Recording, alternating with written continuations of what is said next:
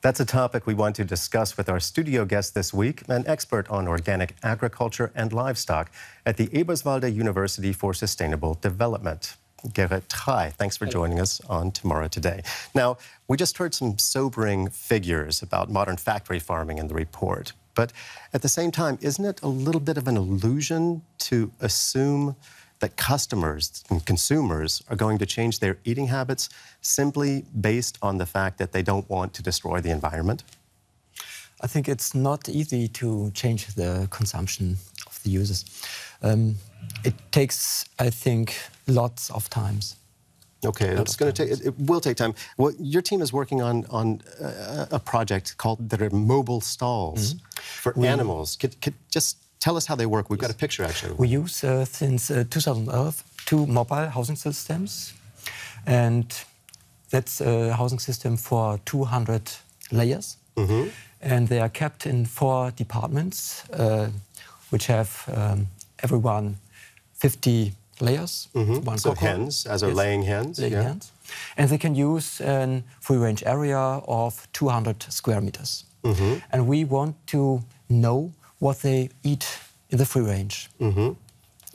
So you want to know what kind of insects, whether they're eating worms or... Also worms and insects. Protein from animal. Do these mobile stalls, do they also work with other animals? For example, would they work with pigs?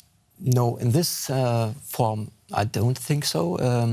But there are cabin systems which are used for sows and meat production. But they are less mobile because they are not standing on wheels. Well, tell me exactly about the advantages of a mobile system like this as compared to a big factory farm. The biggest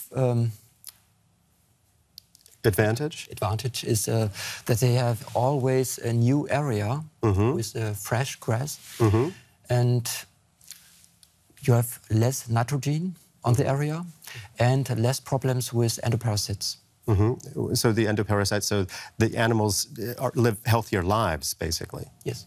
And for larger meat animals, like we just heard in our report that, for example, that beef is one of the meats that's really worst for the environment in many ways in terms of the carbon footprint that it leaves behind.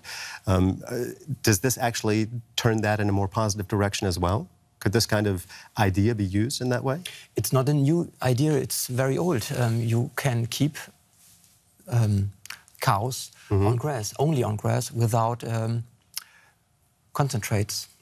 And then the problems for the the environment are very less. Well, in the long run, do you think that models like this could be used, for example, in developing countries or threshold countries by farmers there? Yes, I think it's possible, but in a less complex version. So a slimmed-down version would be something that might, at some point in third world countries be used. Gerriet Trei, thank you very, very much for joining us on Tomorrow Today. Thank you.